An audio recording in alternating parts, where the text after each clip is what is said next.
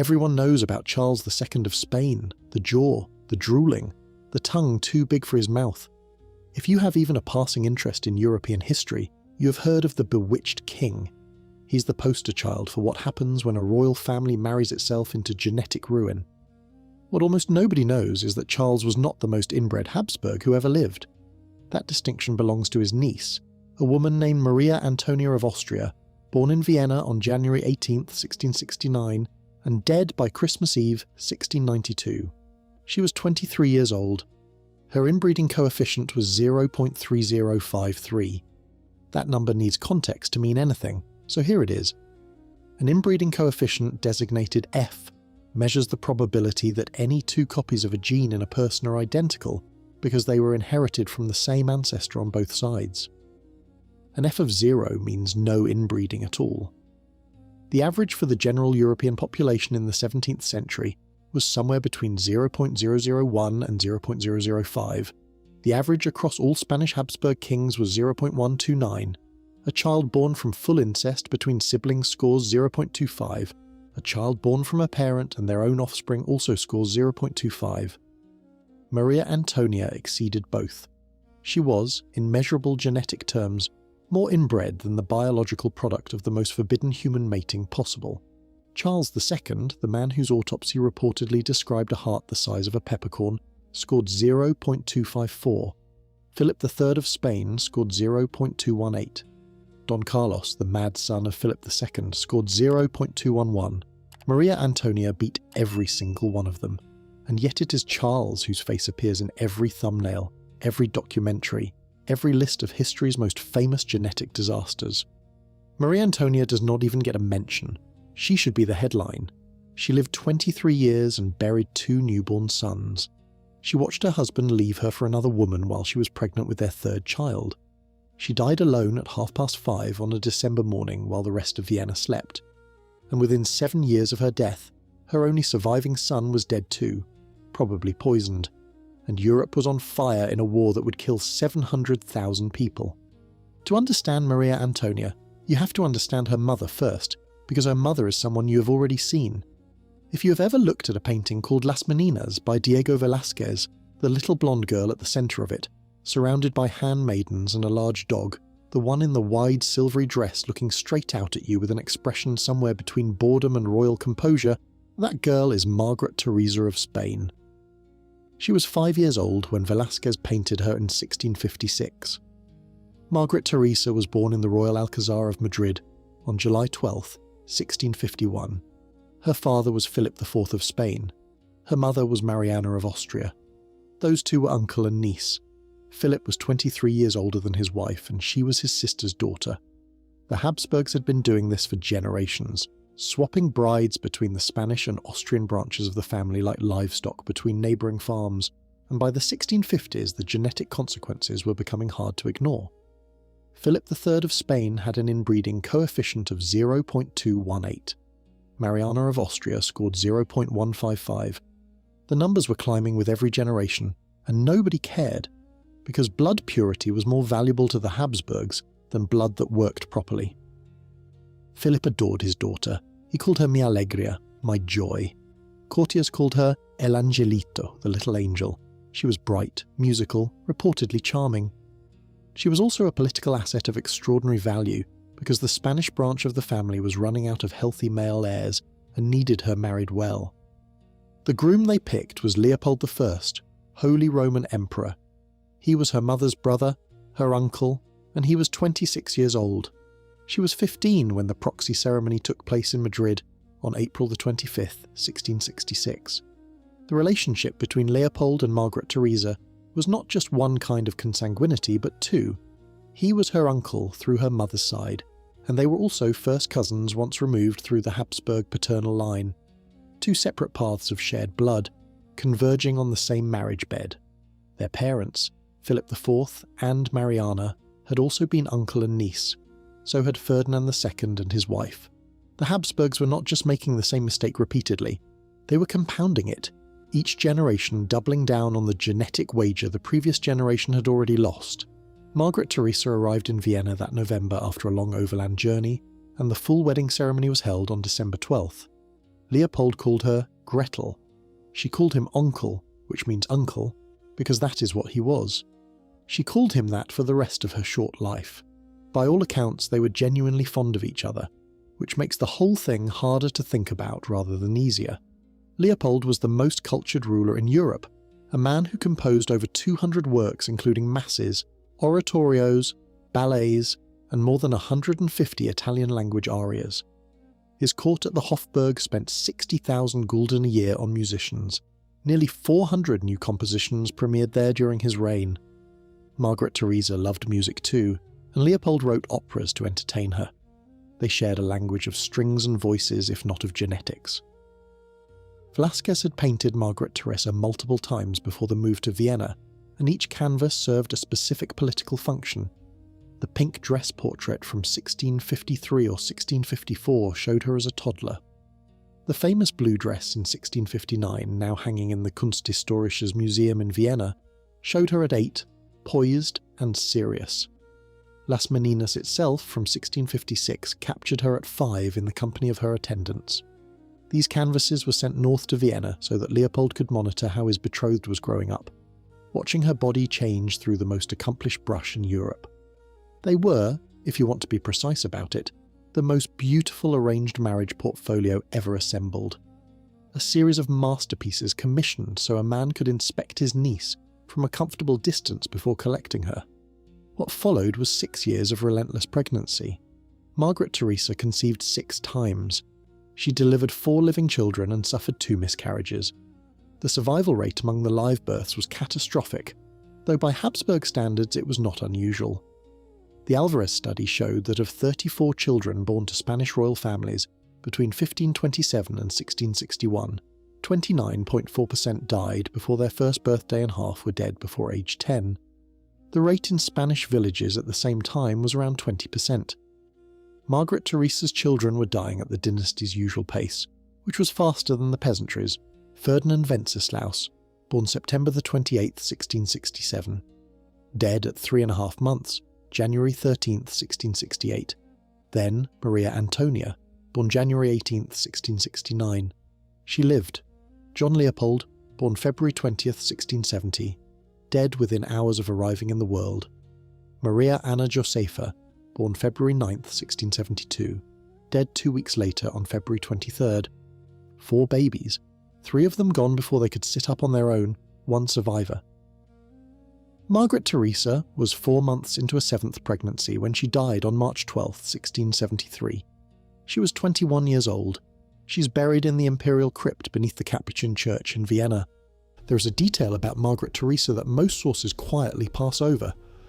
After the deaths of her babies and a fire in the Hofburg's Leopoldine wing, she became convinced that these catastrophes were divine punishment for the Jewish presence in Vienna. She personally pressured Leopold to expel the city's Jewish population. He did it in 1670 during the Corpus Christi festival. The entire community was driven out. The Leopoldstadt district in Vienna is named after Leopold because of this expulsion. Margaret Theresa, the dreamy girl from Las Meninas, the little angel, drove one of the most significant anti-Jewish actions in 17th century Austria. She was 19 years old at the time and she was burying babies, and she decided that the Jews were why God was angry with her. Grief does things to people. What it did to her had consequences for thousands. Maria Antonia was 4 when her mother died. She was the only surviving child. Her father, the emperor who had composed operas for the woman he called Meine einzige Margarita, my only Margarita, remarried within 4 months. His new wife was Claudia Felicitas of Austria. Claudia lasted 3 years. She had 2 daughters, both of whom died in infancy, and then Claudia herself died of tuberculosis at 22. 2 wives dead before their mid-20s. 2 rounds of dead infant daughters. Leopold married a 3rd time in 1676 to Eleanor Magdalene of Neuburg, who would eventually give him 10 children, including 2 future emperors, Joseph I and Charles VI.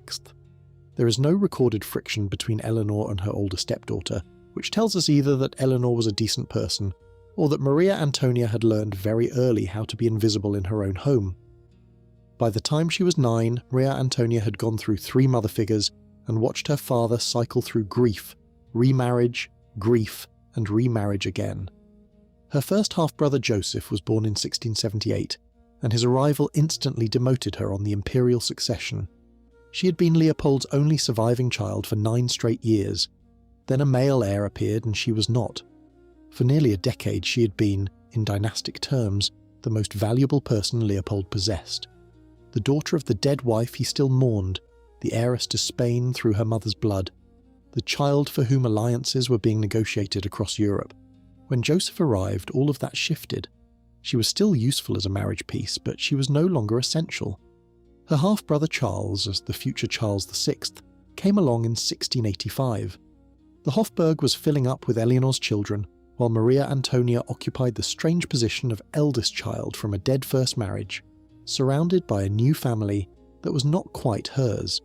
She lived in a palace that was simultaneously the centre of the most powerful dynasty on earth, and a place where she no longer held a unique position.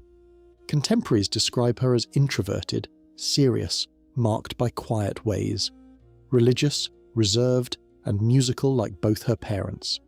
The opposite, in every observable trait, of the boisterous Bavarian soldier she would eventually be handed to. The question of whether Maria Antonia showed physical signs of her extreme genetic compression deserves a direct answer. She did not, or at least none that anyone bothered to record. Consider the contrast with her uncle Charles II, whose inbreeding coefficient was slightly lower than hers. Charles's jaw was so deformed he could not chew solid food.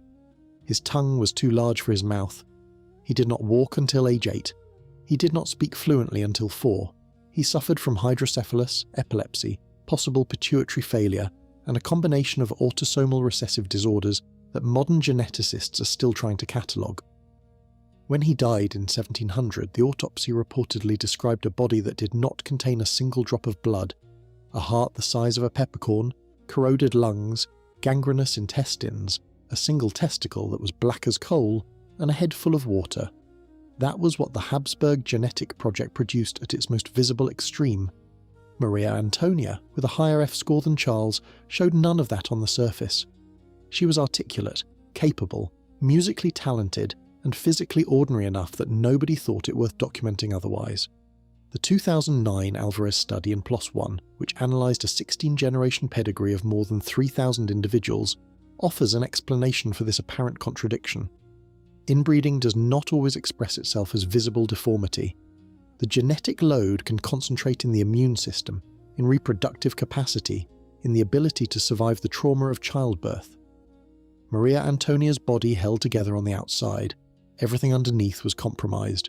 Her obstetric history would prove that. She was 14 years old in the summer of 1683 when the Ottoman army of Kara Mustafa reached the walls of Vienna. The siege lasted from July through September. The imperial family evacuated the city ahead of the encirclement, and Maria Antonia left with them. She was the daughter of the emperor. She was 14, and her city was being shelled. The Hofburg, where she had grown up, sat inside a court system that was the most rigid in Europe. Habsburg etiquette had been imported from Spain by her mother's retinue. Kneeling at meals, kissing of hems, formal ceremony governing every interaction from breakfast to bedtime. The Vienna court was also, paradoxically, the most musical court on the continent.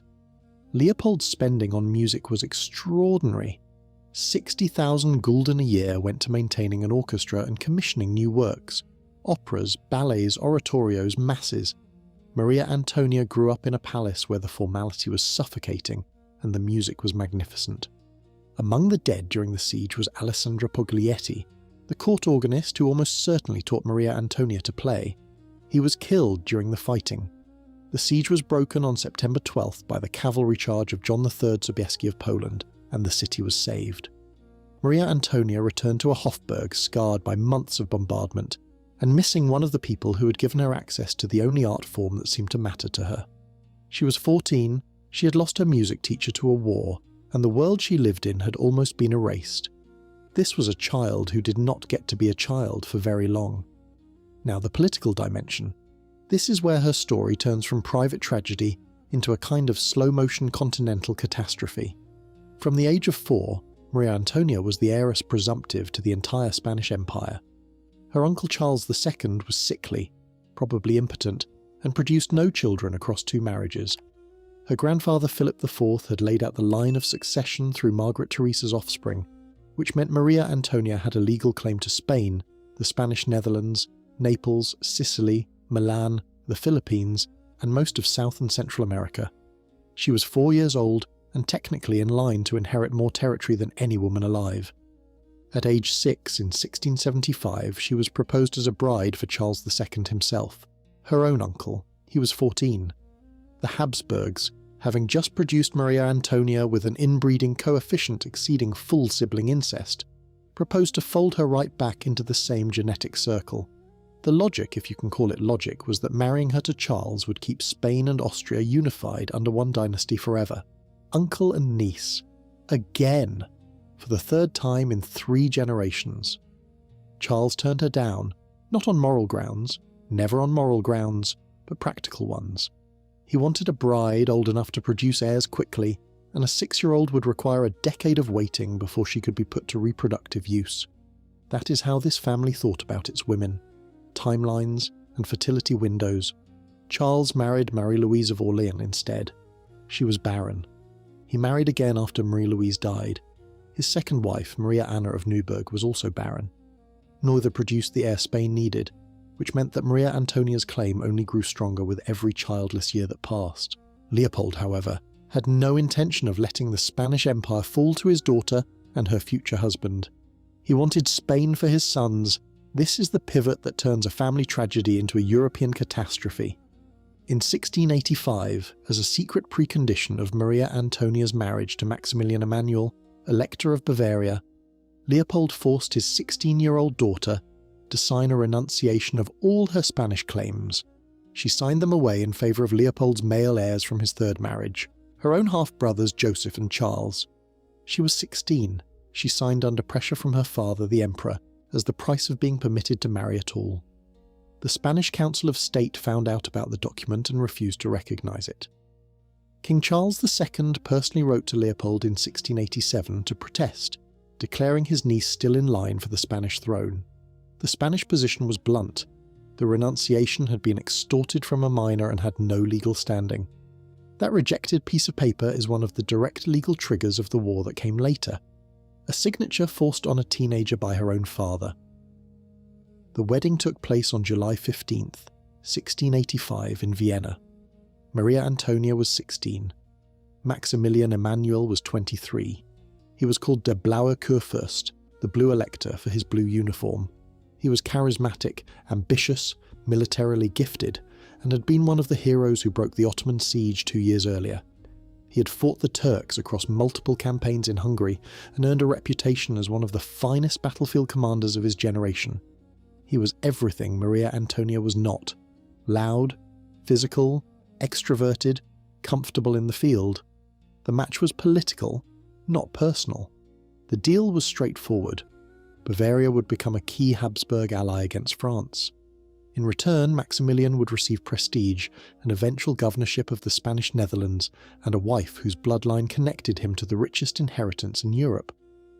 The marriage was miserable. Every source that touches on it arrives at the same conclusion. They had nothing in common. He was a warrior and a charmer. She was devout, withdrawn, musical, serious.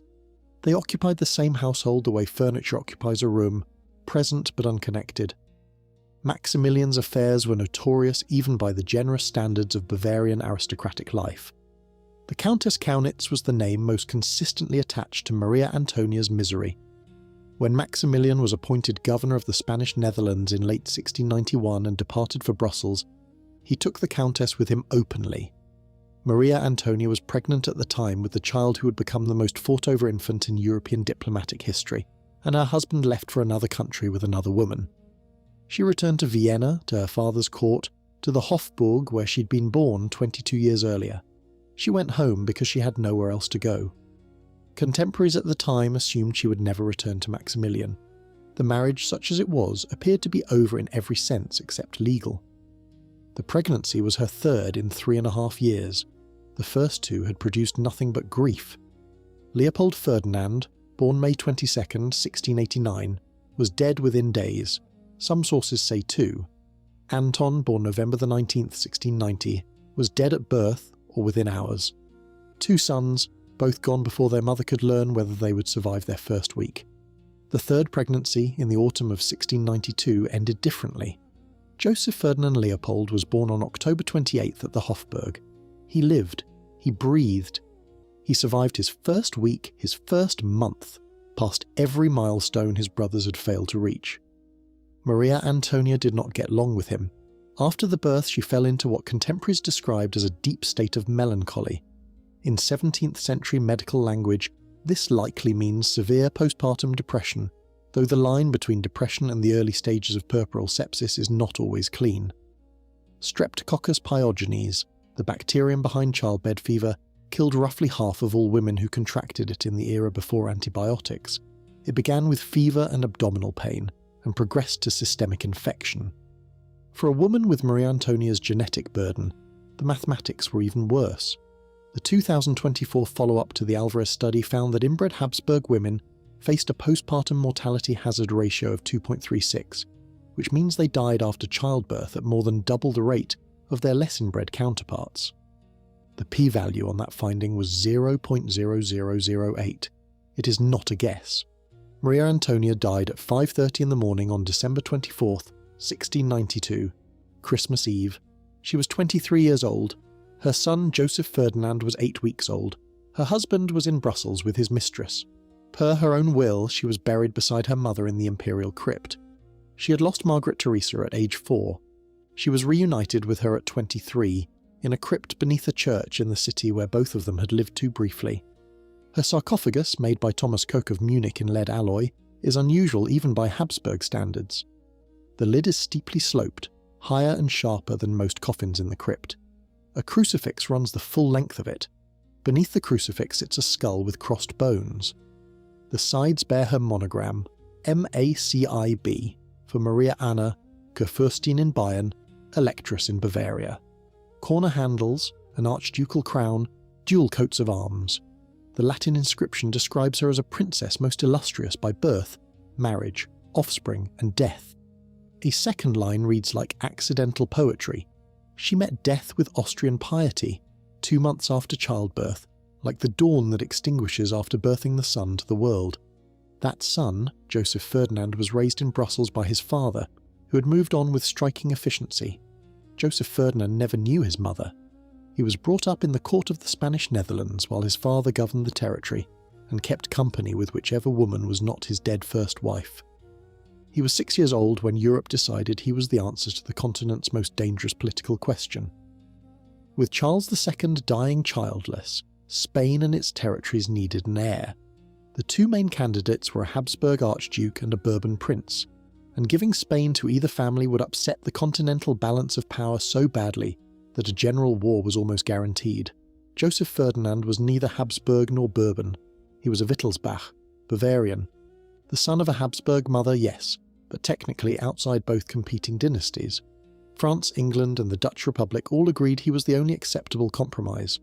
On October 11th, 1698, the Treaty of the Hague named 6-year-old Joseph Ferdinand as heir to Spain itself, the Spanish Netherlands, and the Indies, which meant the Americas. France would get Naples, Sicily, and Guipuscoa. Austria's Archduke Charles would get Milan.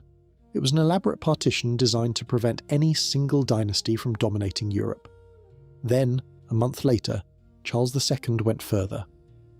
On November 14th, 1698, the Spanish king published a will naming Joseph Ferdinand as heir, not to a partitioned Spain, but to the entire undivided Spanish Empire.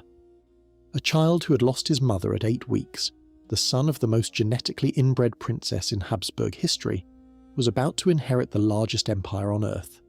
He died on February 6, 1699 in Brussels. He was 6 years old. The symptoms were seizures, vomiting, and prolonged loss of consciousness. The official cause was smallpox or typhoid fever. Those symptoms are consistent with both infections. They are also consistent with arsenic poisoning, which was the preferred method for quiet political murder in the 17th century. Poisoning rumours spread within hours of his death. Bavarian and Polish court circles openly accused Leopold I, Joseph Ferdinand's own grandfather, the man who had forced Maria Antonia to sign away her Spanish claims 14 years earlier. Leopold had more to gain from the boy's death than anyone alive. The partition treaty had excluded his sons from the Spanish inheritance entirely. With Joseph Ferdinand gone, Leopold's son, Archduke Charles, became a viable candidate again. Nothing was ever proven. The boy is buried in the Cathedral of St. Michael and St. Gudula in Brussels, separated from his mother by 500 kilometres and 7 years. Consider what Maria Antonia's life produced: a contested succession that Spain refused to let go, a son whose mere existence was the only thing preventing a continental war, and then, with both of them dead, a legal vacuum so total that the two most powerful dynasties in Europe went to war over it for 13 years. With the boy dead, the treaty collapsed overnight. Charles II of Spain lingered until November 1st, 1700, then died having signed yet another will, this time leaving everything to Philip of Anjou, the grandson of Louis XIV of France. The War of the Spanish Succession erupted in 1701 and burned across Europe for 13 years. 700,000 people died. Bavaria was devastated at the Battle of Blenheim in 1704. Maximilian Emanuel, Maria Antonia's widower, was stripped of his electoral title and driven into exile. The Spanish Empire was split between Bourbon Spain and Habsburg Austria, which was exactly the partition the Treaty of the Hague had been designed to accomplish peacefully. Maximilian had remarried in January of 1694, barely 13 months after Maria Antonia's death. His new wife was Teresa Kunigunda Sobieska, the granddaughter of John III Sobieski of Poland, the king whose cavalry charge had saved Vienna in September of 1683, when 14-year-old Maria Antonia was a refugee from the Turks. Her replacement as Electress of Bavaria was the granddaughter of the man who had saved the city she grew up in. Maximilian later fathered an illegitimate son, Emmanuel François Joseph, Count of Bavaria, with a French mistress named Agnès Françoise Luchier. Born in 1695, he moved on with the ease of a man who had never particularly cared about the thing he was moving on from. Leopold I, the father who had composed operas for his first wife, and subordinated his only daughter from that marriage to his son's ambitions, died in 1705, while the war his decisions had helped cause was still raging. His son Joseph I, Maria Antonia's half-brother, succeeded him and died 6 years later. His other son Charles became Charles VI and spent decades trying to secure the very inheritance Leopold had taken from Maria Antonia. The family ate itself. What the Alvarez study and its follow-ups quantified is the mechanism that killed Maria Antonia's family. The 2009 paper found that Margaret Theresa had only 10 distinct great-great-great-grandparents instead of the normal 32. A normal person at the 5th generation back should have 32 separate ancestors. Margaret Theresa had less than a third of that number, because the same individuals kept appearing on multiple branches. The family tree had collapsed on itself so severely that Joanna I of Castile and Philip the Handsome, who married in 1496, show up in Maria Antonia's ancestry multiple times, occupying different branches simultaneously. Maria Antonia inherited an even more compressed version of this pedigree. The researchers described the resulting diagram as looking less like a tree and more like a circle. The study established that inbreeding at the level of first cousins reduced offspring survival by 17.8%, plus or minus 12.3%. Maria Antonia's parents were closer than first cousins. They were uncle and niece, and they were also first cousins once removed through the Habsburg paternal line. That is 2 separate consanguineous relationships stacked on top of each other. The child they produced should not, statistically, have survived. She beat the odds, her children did not. Between 1450 and 1750, the Habsburgs contracted 73 marriages. 4 of those were uncle-niece pairings. Maria Antonia was the product of the last one. The dynasty's obsession with keeping bloodlines pure killed its own children at a rate that exceeded peasant infant mortality. The numbers confirm what the family tree already shows. Maria Antonia survived that filter. She was the only one of Margaret Theresa's 4 live-born children to make it past infancy. She outlived her siblings, her mother, a siege, a stolen inheritance, a miserable marriage, and the deaths of 2 sons. She didn't survive the 3rd birth. Her body carried the weight of 8 generations of consanguinity, and it gave out at 23. Her portraits are few and largely unreliable. A 2022 article in The Court Historian by Maria Cruz de Carlos Verona examined the surviving images and concluded that many were painted for political circulation rather than from life. She was a face the Spanish faction wanted Europe to see, a visual argument for dynastic legitimacy projected across embassies and courts. The real Maria Antonia, the woman who played music in the Hofburg and buried her children and called her father's court home because her husband preferred Brussels and a mistress, is harder to locate in the historical record. She left no diaries that survive. She left no letters that historians quote at length. She left a sarcophagus with a skull on it and a son who almost stopped a war and a piece of paper that helped start one, the dawn that extinguished itself. The Habsburgs knew how to write a beautiful epitaph. They did not know when to stop marrying their own relatives. Maria Antonia paid for that failure with everything she had, and Europe paid for it with 700,000 dead.